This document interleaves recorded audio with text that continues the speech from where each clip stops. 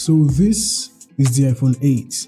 The iPhone 8 was released in late 2017, which is roughly 7 years right now. And the iPhone 8 stopped receiving software updates, or better still, it was discontinued around last year. And the iPhone 8 is currently running on Android 16, which is not really bad in the grand scheme of things, but let's talk about the iPhone 8. Alright, so if I'm being honest, the iPhone 8 was literally a very great phone when it was released in 2017, but honestly, I wouldn't be the first person to recommend it in 2024. I would actually say you should top up your money or save more to get at least the iPhone 11 or the iPhone 12 lineup or even above. You get the drill.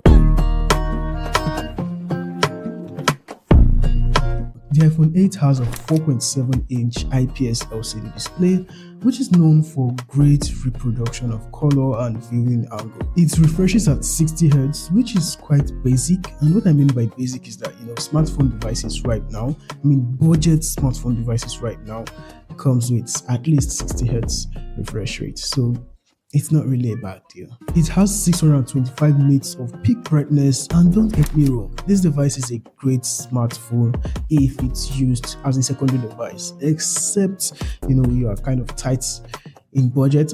You have a very tight budget, you can still go for it. This is actually my secondary device right now, and that's what I'm even using to read my scripts. Not really reading my scripts because I already know what I'm here to say.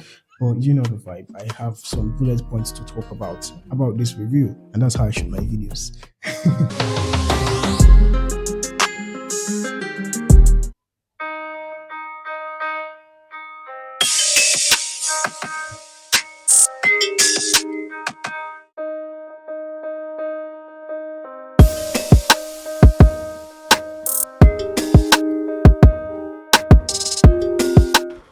Alright, so this is the audio test from this iPhone. This is the iPhone 8, and it is literally placed directly how I would place it if I'm making a phone call.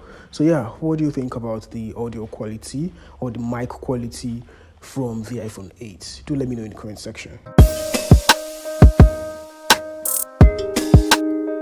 So the iPhone 8 is powered by a 1821 milliampere cell or battery, which is not really great. It's even worse than its predecessors, but that's not really the whole story. I can confidently tell you that this smartphone would give you at least 4 hours of screen on time when using this phone minimally, maybe watching movies, doing some little subtle stuff like this. It can actually give you at least 4 hours screen on time, which should actually last you almost the whole day. I use this smartphone and I charge it just once every single day, and I use it every single day maybe to watch movies, to play some little games here and there, to watch or listen to podcasts. This smartphone actually uses lightning ports, which is the same as the iPhone 14. It's just the iPhone 15 that has USB-C right now.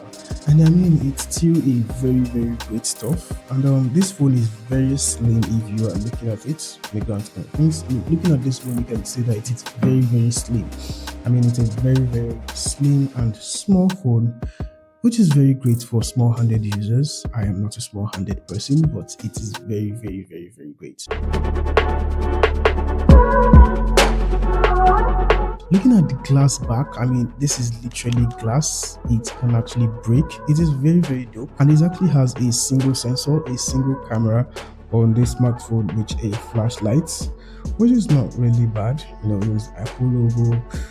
They actually wrote iPhone here. And still talking about the back of this device actually is the glass back, as I said earlier, and it works with wireless charging. It can charge wirelessly. It also has NFC enabled. You can use it to maybe pay using NFC.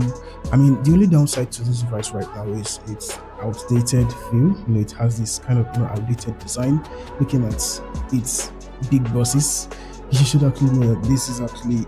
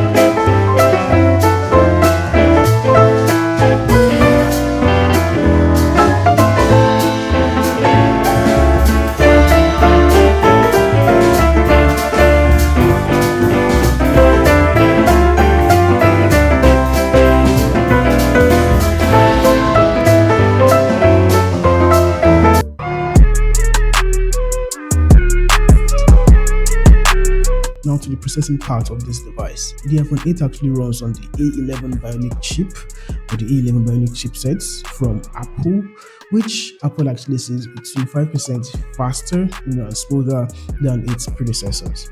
The iPhone 8 has three storage variants: the 64 gig variant, the 128 gig variant, and also the 256 gig variant. And please keep in mind that the iPhone 8 is equipped with just 2 gigabytes of RAM. But looking at it from the outside, you might think it's very small. But no, we all know Apple with their custom chips.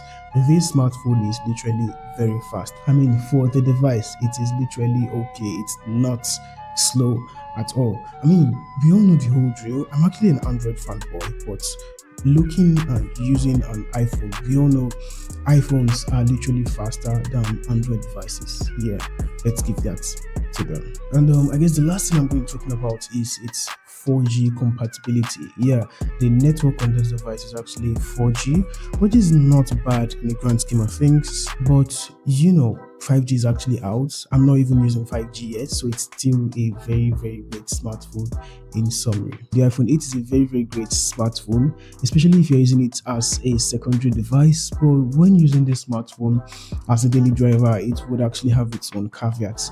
Yeah, especially as for me, or especially if you are like me, which is a power user, you shouldn't go for this device if you're looking for a daily driver. And that's my long-term review of the iPhone 8. Do let me know what you think about this video in the comment section. Let me know what you think about the iPhone 8. Do you still use the iPhone 8? Do you still have the iPhone 8 with you? Do let me know. And would you still buy the iPhone 8? I mean, as a secondary device or a daily driver? I can't influence your own options or what you want. So yeah, that's it for this video. Thank you very, very much for watching this video, and I'll see you when you see me.